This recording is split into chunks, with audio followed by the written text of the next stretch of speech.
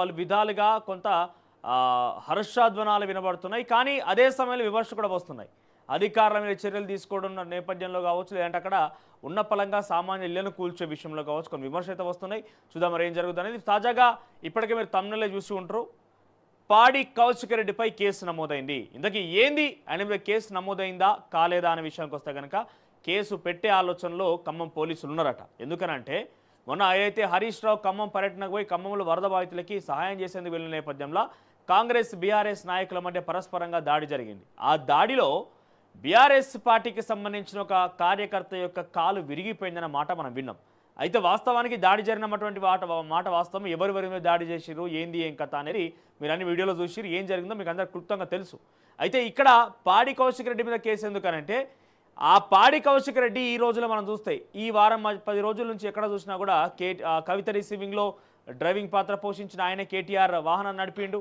మొన్న హరీష్ రావు పైన వాహనాన్ని కూడా ఆయనే నడుపుతున్నాడు. అంటే ఓవరాల్గా చెప్పాలంటే ప్రజలు అనుకున్నటువంటి మాట నేను చెప్తుంది ఏంటంటే పాడి కౌశిక్ రెడ్డి ఎమ్మెల్యేగా కాదు కల్వకుంట్ల కుటుంబానికి పర్సనల్ డ్రైవర్గా మారిపోయిందని చెప్పి కొంతమంది ప్రజలు కూడా విమర్శిస్తున్నారని. సరే ఏదేమైనా కూడా ఆయన నడుపుతున్నటువంటి కారు ఆ కార్యకర్త కాలుపై నుంచి పోయిందనేది కొంతమంది ప్రత్యక్ష సాక్షులు పోలీసులకు చెప్పారట. మీకు అర్థమవుతుంది కదా, ఆ దాడి ఏం జరిగిందో అక్కడ ఏం జరిగిందో మీ అందరికీ తెలుసు. కానీ ఆ వ్యక్తి కాలు విరిగేంత దాడి జరిగిందా, అసలు పైన ఎక్కడ కూడా గాయాలు లేవు, పైన ఆయనకు దెబ్బలు కానీ చొక్కా చిరిగినట్టు కానీ ఏం పెద్ద డిస్టర్బెన్సెస్ లేవు. కానీ కింద కాలు ఎలా విరిగిందనే విషయానికి సంబంధించి పోలీసులు ఆరాధిస్తే పాడి కౌశిక్ రెడ్డి నడుపుతున్నటువంటి ఆ కారు ఆ తోపులాట్లో ఆయన డ్రైవ్ చేయడంతో పాడి కౌశిక్ రెడ్డి డ్రైవ్ చేయడంతో ఆ కాలుపై నుంచి ఆ కారు పోయిందట. అక్కడ ఆయన కాలు విరిగిపోయిందన్నట్టుగా వైద్యులు చెప్పారట. అయితే పోలీసులకు కొంతమంది చూసినటువంటి ప్రత్యక్ష సాక్షులు ఈ వివరణ ఇచ్చారట. ప్రస్తుతం పోలీసులు ఆ సీసీ కెమెరా ఫుటేజ్ని పరిశీలిస్తున్నారట. సీసీ కెమెరా ఆధారాలు దొరికిన తర్వాత పాడి కౌశిక్ రెడ్డి మీద ఈ Congress party BRS party fight అనేది అయితే జరిగిందో ఖమ్మంలో వరద బాధితులకు సంబంధించి కొంత సహాయం చేసేందుకు వెళ్ళిన నేపథ్యంలో పాడి కౌశిక్ రెడ్డి కేసుతోని దీనికి ముగింపు పలకబోతున్నారు. మరి పాడి కౌశిక్ రెడ్డి ఆధారం దొరుకుతుందా, ప్రత్యక్ష సాక్షులు చెప్పి నిజమా అబద్ధమా, ప్రత్యక్ష సాక్షులు కాంగ్రెస్ వాళ్ళ బీఆర్ఎస్ వాళ్ళ సామాన్య జనమా మనం చూడాల్సిన అవసరం అయితే ఉంది. కానీ కేసు పెట్టే ఆలోచనలో మాత్రం ప్రస్తుతం జనం అయితే అక్కడ పోలీసులు అయితే ఉన్నారట.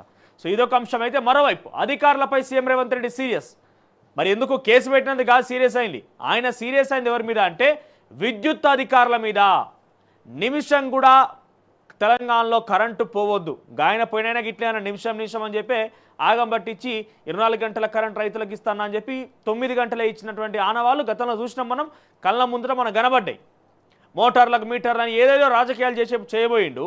కానీ వాస్తవానికి ప్రజలకు పోతే చూస్తే కనుక ఆ లాగ్ బుక్లు ఏదైతే లాగ్ బుక్లు ఉంటాయో ఆ లాగ్ బుక్ల బండారం బయట పెట్టేసరికి అక్కడికి వస్తే లాగ్ బుక్లను అక్కడ ఉంచకుండా సబ్స్టేషన్లు ఉంచకుండా పై స్థాయి అధికారులకు పంపించే ప్రయత్నం కూడా చేసిండు ముఖ్యమంత్రి గతంలో మాజీ ముఖ్యమంత్రి కేసీఆర్.